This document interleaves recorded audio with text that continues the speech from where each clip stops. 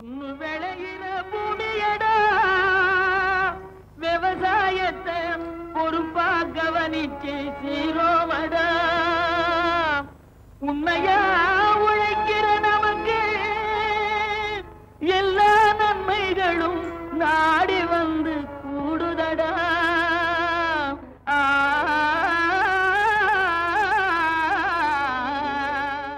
மாத்தி யோசிச்சேங்க பகுதியில் முன்னோடி விவசாயிகளை சந்தித்து விவசாயத்தில் தங்களின் வாழ்வாதாரத்தை மேம்படுத்த அவர்கள் நாடும் தேவைகளை பூர்த்தி செய்ய தமிழ்நாடு வேளாண் பல்கலைக்கழகம் வேளாண் விரிவாக்க நிலையங்களை மாவட்டந்தோறும் ஏற்படுத்தி விவசாயிகளுக்கு பல்வேறு தொழில்நுட்பங்களை கற்றுத்தருகிறது.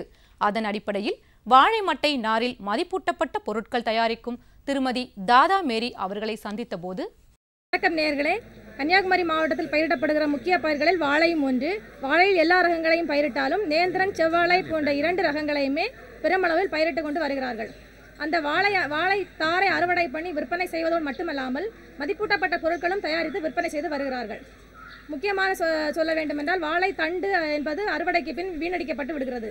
அந்த தண்டிலிருந்து வாழை நாரை பிரித்தெடுத்து அதிலிருந்து விதவிதமான கைவினைப் பொருட்கள் தயாரிப்பது எப்படி என்பது பற்றி வேளாண்மை அறிவியல் பயிற்சி பெற்று தற்போது அதை ஒரு தொழிலாக செய்து கொண்டிருக்கும் திருமதி டாடா மேரி அவர்களை சந்திப்போம். எனக்கு பேர் டாடா மேரி. எனக்கு இங்கே வேளாண்மை அறிவியல் மையத்திலிருந்து வாழை நார் பயிற்சி தந்தாங்க. கூட்டுறவு வங்கி நார் தொழில் சங்கத்திலிருந்து நான் அந்த 8 வருஷமாக அந்த தொழிலை நல்ல முறையில் செய்து வருகிறேன். கைவினைப் பொருட்கள், கூடை, டேபிள் மேட்டு, செப்பல் இப்படிப்பட்ட பொருட்களை தயாரித்து வெளிநாடுகளில் எந்த ஆர்டர் வந்தாலும் அனுப்பி கொடுத்து குழுக்களுக்கு மக்களுக்கு இதில் 5 கொஞ்சம் காசு சேமிக்க வேண்டியதுக்கு குழுக்களுக்கு பயிற்சி கொடுப்பேன்.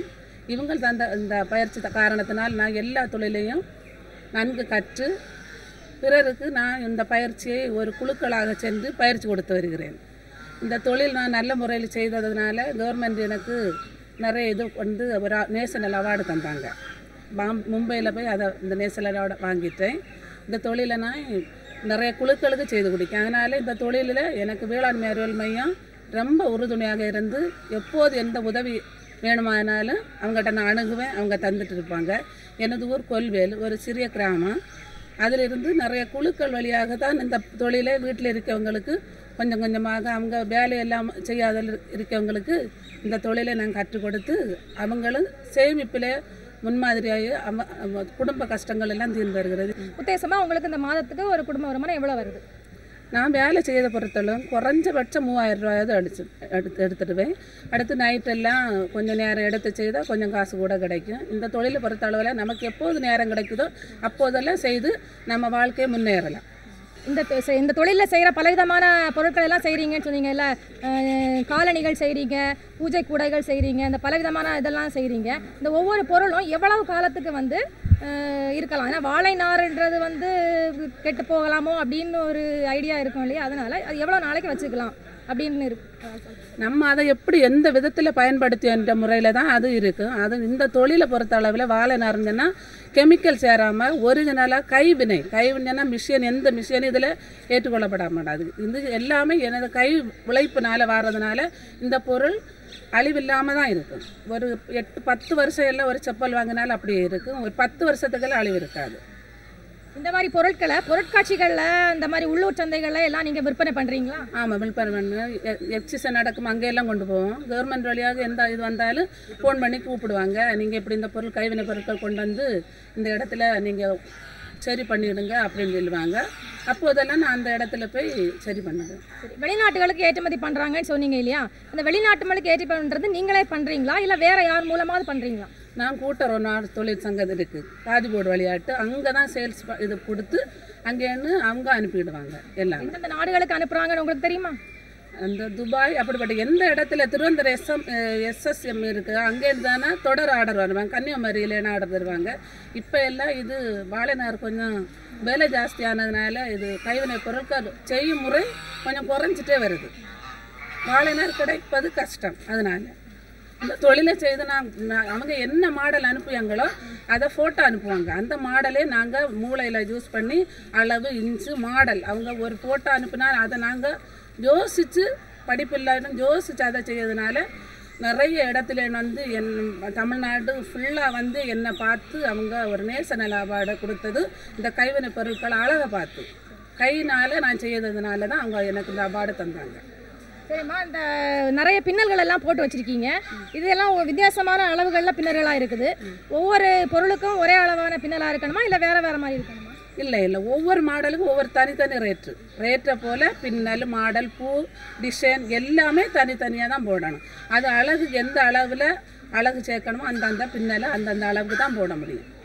மாடல் பூ இருக்குது, நிறைய இந்த பென்சில் பாக்ஸு, பாட்டில் பாக்ஸு அதெல்லாம் அவங்க ஆர்டர் தருவாங்க. அவங்களுக்கு இந்த மாடல்னு தெரியும், அந்த படத்தில் தான் போடுவாங்க, ஃபோட்டோ போல் கம்ப்யூட்டரில் போட்டு. அதை நாங்கள் தான் எடுத்து இந்த அளவில் செய்தால் இந்த பாட்டில் கரெக்டாக இருக்கும்னு சொல்லி அந்த மாடலை நாங்கள் தான் செய்து கொடுக்கணும்.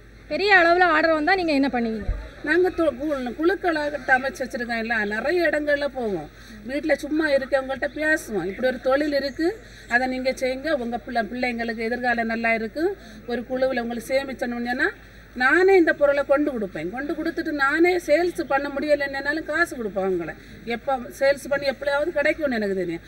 அவங்க குடும்ப மகிழ்ச்சியாட்டு இருக்கு. இந்த தொழிலை பொறுத்த அளவில் வெளியில் என்ன பொருட்கள் வரணும்னு அவசியம் இல்லை. நாங்களே இந்த பொருளை தயாரிக்கிறதுனால எங்களுக்கு எந்த டைம் ஆனாலும் எங்களுக்கு இந்த வேலையை செய்யலாம். ஒரு மிஷின், ஒரு கம்பெனி இருந்தால், கரண்ட் இருந்தால் தான் அந்த வேலையை செய்ய முடியும். எங்களுக்கு எந்த தொழிலை பொறுத்த அளவில் கரண்ட் இல்லைனாலும் பிரச்சனை இல்லை, ஆட்கள் இல்லைனாலும் பிரச்சனை இல்லை. நாங்கள் சொந்தமாக இந்த தொழில் நார் எடுத்து எங்கள் கையினால் செய்தனால இந்த தொழிலுக்கு எந்த சமயமும் எப்போவுமே செய்துட்டு இருக்குது. அதனால் மக்களுக்கு விழிப்புணர்வு, நமக்கு நேரம் கிடைக்கும் இதை செய்யலாம். வேறு ஒரு தொழில்னா இந்த டைம் தான் போய் செய்திருக்கணும், முடிச்சு கொடுத்துருக்கணும். இந்த தொழில் அப்படி நைட்டு நம்ம தூங்காமல் இருந்தும் காசு சம்பாரிச்சிக்கலாம். அப்படிப்பட்ட தொழிலில் எங்களுக்கு இதுதான் நல்ல இதாகிட்டு இருக்குது. நான் நிறைய குடும்பங்களுக்கு ஒரு குழுவில் சேர்ந்து இந்த காசை கொண்டு சேமித்து மக்களுக்கு படிப்பெல்லாம் உதவி செய்யுங்க. நிறைய பேர்கிட்ட நான் நல்ல இது கொண்டு வரேன். அதனால தான் அவங்க எல்லாருமே வந்து அந்த இடத்துல எல்லாம் யோசித்து பார்த்து தான் இந்த நேஷனல் அவார்டு எனக்கு கொடுத்தாங்க. மலை பிரதேசங்களில் பயிரிடப்படும் அன்னாசி எவ்வாறு பயிர் செய்யப்படுகிறது, இப்பழப்பயிர் எவ்வளவு காலத்தில் பயனளிக்கும் போன்ற பல கருத்துக்களை கன்னியாகுமரி மாவட்டம் பேச்சிப்பாறை வேளாண் அறிவியல் நிலையத்தின் தோட்டக்கலைத்துறை உதவி பேராசிரியர் முனைவர் எம்.ஐ. மணிவண்ணன் அவர்கள் விளக்கம் தருகிறார். பார்த்து பயன்பெறுவோம்.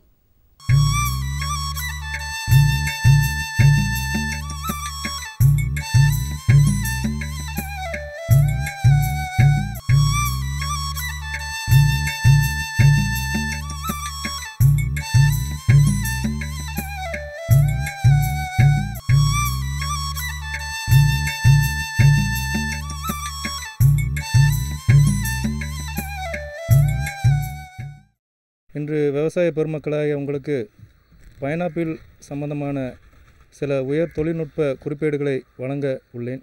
இது இந்தியாவில் கிட்டத்தட்ட 1548ஆம் ஆண்டே அறிமுகப்படுத்தப்பட்ட ஒரு பணப்பயிராகும். நம் நாட்டிலே தென் இந்தியாவிலே குறிப்பாக தமிழ்நாடு, கேரளா, ஆந்திர பிரதேஷ், கர்நாடகா ஆகிய மாநிலங்களில் பரவலாக சாகுபடி செய்யப்படுகின்றது. மேலும் வட மாநிலங்களில் நீங்கள் எடுத்துக்கொண்டால் பீகார், அசாம், திரிபுரா, உத்தரப்பிரதேஷ் ஆகிய மாநிலங்களில் பரவலாக விவசாய பெருமக்களால் சாகுபடி செய்யப்படுகின்றது. இப்பொழுது பைனாப்பிளில் இருந்து கிடைக்கும் உபப்பொருட்கள் ஜூஸ், ஜாம், வினிகர், ஆல்கஹால் ஆகியவை ஆகும். மேலும் பதப்படுத்தப்பட்ட பொருட்கள் வெளிநாடுகளுக்கு ஏற்றுமதி செய்யப்படுகின்றன. ஆகையால் விவசாய பெருமக்களுக்கு இது ஒரு மிக பயனுள்ள ஒரு பணப்பயிராக அமைகின்றது. இப்பொழுது பைனாப்பிள் வளரும் நிலையை தெரிய வேண்டுமென்றால் இது செம்பொறை மண்ணில் சிறப்பாக வளரக்கூடியது. ஆனால் களிமண்ணில் வளரவே வளராது. இதனுடைய கார அமிலத்தன்மையை நீங்கள் எடுத்துக்கொண்டால் 5.5 முதல் 6 வரை இருக்கும். இது கடல் மட்டத்திலிருந்து சுமார் 1100 மீட்டர் வரைக்கும் வளரக்கூடியது. இதனுடைய சீதோஷ்ண நிலை, அதாவது தட்பவெப்பநிலை அறிந்து கொண்டால் அது 21 டிகிரி செல்சியஸிலிருந்து 23 டிகிரி செல்சியஸ் வரைக்கும் இருக்கும். மேலும் மணலில் 45 சென்டிமீட்டர் முதல் 60 சென்டிமீட்டர் வரைக்கும் ஆழம் இருத்தல் வேண்டும். இதற்கிடையில் கல் மற்றும் பாறை அமைந்திருந்தால் இப்பயிர் வராது. இப்பயிரில் மழையின் நிலையை எடுத்துக்கொண்டால் ஒரு வருடத்திற்கு சுமார் 100 to 150 சென்டிமீட்டர் வரை மழை பெய்தல் வேண்டும். அப்பொழுது இப்பயிர் சிறப்பான ஒரு பயிராக பயிர் செய்யலாம். இப்பயிரில் ரகங்களை எடுத்துக்கொண்டால் Ripley Queens, Mauritius, giant Kew மற்றும் அம்ரிதா ஆகிய ரகங்கள் உள்ளன. இதில் அம்ரிதா என்பது வீரிய ஒட்டு ரகமாகும்.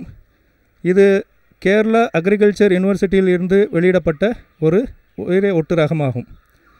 இதனுடைய சிறப்பம்சம் என்னவென்று கேட்டால், ஒரு பழம் 2 கிலோக்கு மேலாக இருக்கும். அதே போல் ஒரு ஹெக்டேருக்கு 85 டன் வரை மகசூலாக பெறலாம். மேலும் இப்பழம் உருளை வடிவத்தில் இருக்கும், செந்நிறமாக இருக்கும். இதனுடைய சதைப்பற்று மிக அதிகமாக உண்டு. அதனை போல் இதில் உள்ள இனிப்பினுடைய அடர்வு நிலை அதிகமாக இருப்பதால் வைப்பு திறனும் பழத்திற்கு அதிகமாக உண்டு. இப்பொழுது பைனாப்பிளில் நீங்கள் பாகங்களை பார்த்தால் மேல் புறத்தில் உள்ளதை க்ரௌன் என்று கூறுவார்கள், கீழ்ப்புறத்தில் வேர்க்கட்டை உள்ளது, அதனை போல் பக்கத்தில் உள்ளது பக்க கன்றுகளாகும். இவை அனைத்துமே நடவுக்கேற்ற கன்றுகளாகும். பக்க கன்றுகள் கிட்டத்தட்ட 300 கிராமிலிருந்து 500 கிராமாக இருந்தால் அது சிறந்த ஒரு நடவுக்கேற்ற கன்றாகும். ஏனால் அதில் இருக்கக்கூடிய வீரியத்தன்மை மற்ற கன்றுகளை காட்டிலும் அதிகமாக உண்டு. மேற்கொண்டு ஸ்லிப்ஸ் என சொல்லக்கூடிய வேர்க்கட்டை, இதுவும் 300 கிராமிலிருந்து 450 கிராம் வரைக்கும் இருத்தல் வேண்டும். அவ்வாறாக அமைந்தால் நமக்கு மகசூல் மிக அதிகமாக கிடைக்கும். பைனாப்பிளில் 2 விதமான நடவு முறைகள் உண்டு. ஓர் வரிசை நடவு முறை, 2 வரிசை நடவு முறை என்று 2 விதமான நடவு முறைகள்.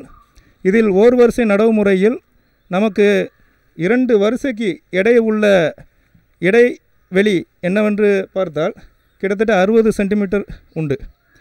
அதனை போல் ஒரு வரிசையில் 2 செடிகளுக்கு இடையே உள்ள இடைவெளி பார்த்தால் 30 சென்டிமீட்டர் உண்டு. இவ்வாறாக இருக்கும் பொழுது நமக்கு களை போன்ற நிர்வாகத்தினை எளிதாக மேற்கொள்ளலாம். ஓர் வரிசை நடவு முறையில் நமக்கு மருதாம்பு பயிர் எழுப்புவது என்பது மிக எளிதான ஒரு விஷயமாக அமைகின்றது. மேற்கொண்டு இப்பொழுது 2 வரிசை நடவுமுறை என்ற ஒரு உயர் தொழில்நுட்ப நடவுமுறையை விவசாயிகள் கைக்கொள்கின்றார்கள். இது மிக அதிக மகசூலை தருவதோடு மட்டுமில்லாமல் உற்பத்தி திறனையும் பெருக்கக்கூடிய ஒரு வல்லமையான ஒரு அமைப்பாக உள்ளது. முதலில் ஒரு அகழி எடுத்துக்கொள்ள வேண்டும். அந்த அகழியினுடைய ஆழம் 22 சென்டிமீட்டர் முதல் 30 சென்டிமீட்டர் வரை இருத்தல் வேண்டும். அந்த அகழிக்குள் 2 வரிசையை நாம் மேற்கொள்ள வேண்டும். அந்த 2 வரிசைக்கும் இடையே உள்ள இடைவெளி 60 சென்டிமீட்டர் இருத்தல் வேண்டும். ஒரு வரிசையில் 30 சென்டிமீட்டர் இடைவெளியில் நாம் கன்றுகள் நட வேண்டும். அதே போல் அகழிக்கு இடையே உள்ள இடைவெளி என்னவென்றால் 90 சென்டிமீட்டர் வரை நாம் பராமரித்தல் என்பது மிக முக்கியமான ஒரு விஷயமாகும். இது இதற்குரிய நடவுமுறை. இப்பொழுது ஓர் வரிசை நடவுமுறையில் வேறு ஒரு பயன் என்னவென்று கேட்டால், நான் சொன்னது போல் கலை நிர்வாகம் என்பது எளிதாக செய்யலாம். மேற்கொண்டு ஆட்களுடைய தேவை மிக குறைவாக உள்ளது. 2 வரிசை நடவுமுறையில் நான் கூறியது போல அடர்வு நரை நாம் மேற்கொள்ள இருப்பதால் நமக்கு ஒரு ஹெக்டேரில் கிட்டத்தட்ட 28,000 70,000 செடிகள் வரை நாம் பயிரிடலாம். இவ்வாறாக நாம் நோக்கும் பொழுது நமக்கு ஒரு ஹெக்டேரிலிருந்து கிடைக்கக்கூடிய மகசூலானது, நிகர மகசூலானது கிட்டத்தட்ட 60 டன்னிலிருந்து 100 டன்கள் ஆகும். மேற்கொண்டு நாம் நீர்ப்பாசன பயிராக நாம் பைனாப்பிளை எழுப்பினால் வருடாந்திர முழுமையாக நாம் பயிர் செய்யலாம், வருடம் முழுவதும். அதனை போல் ஒருவேளை மானாவரி சாகுபடியாக நாம் செய்தால் அதனை ஜூன் மாதத்திலிருந்து ஆகஸ்ட் மாதம் வரைக்கும் நடவு செய்யலாம். இப்பொழுது உர மேலாண்மையை பார்த்தால், உரத்தில் பைனாப்பிள் நைட்ரஜன் மற்றும் பொட்டாஷ் ஆகிய உரங்களை மிக அதிகமாக எடுக்கக்கூடிய ஆற்றல் உள்ளது. பாஸ்பரஸ் மிக குறைவாகவே இதற்கு தேவைப்படுகின்றது. ஒரு ஹெக்டேருக்கு கிட்டத்தட்ட 123 கிலோ தலைச்சத்து இதற்கு தேவைப்படுகின்றது.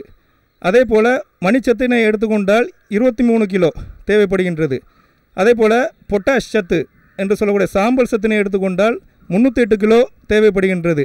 இவ்வாறாக நாம் கொடுக்கும் பொழுது நமக்கு மிக அதிகமான மகசூல் கிடைக்கின்றது. இப்பொழுது நைட்ரஜன் எவ்வாறாக இதற்கு கொடுக்க வேண்டுமென்றால் அதற்கு ஒரு எளிய முறை கால்சியம் அமோனியம் நைட்ரேட் என்று சொல்லக்கூடிய ஒரு ரசாயன பொருளாகும். இதிலிருந்து மிகையாக இதற்கு தலைச்சத்து செல்கின்றது. மேற்கொண்டு நுண்ணூட்ட சத்துகள் என்று சொன்னால் இதற்கு மிக அதிகமாக தேவைப்படக்கூடியது சின்க் மற்றும் போரான். இதில் போராஸ் 0.3% என்ற விகிதத்தில் நாம் 15 நாள் இடைவெளியில் தெளித்தால் மிக்க நன்மையை பெறலாம். ஏனென்றால் போராஸ் குறைபாடு இருந்தால் நமக்கு பழத்தில் வெடிப்பு உருவாகும். அதே போல் நிறம் மிக குறைவாக இருக்கும். நாம் போராக்ஸ் தெளிப்பதனால் அந்த பழத்தினுடைய நிறம் மிக நல்ல ஒரு முறையிலே நமக்கு கிடைக்கும். என்ன அன்பார்ந்த வேளாண் பெருமக்களே, இன்னைக்கு நிகழ்ச்சியில் அமைந்த அன்னாசி பற்றியும் வாழை மட்டினாரில் மதிப்பு கூட்டப்பட்ட பொருட்கள் குறித்தும் பார்த்திருப்பீங்க. உங்களுக்கு பயனுள்ளதாக அமைந்திருக்கும். இது பற்றிய உங்களின் கருத்துக்களையும் ஆலோசனைகளையும் எங்களுக்கு மின்னஞ்சல் முகவரி மூலம் தெரிவிக்கலாம். எங்களின் மின்னஞ்சல் முகவரி ddagri05chennai@gmail.com. நன்றி, வணக்கம்.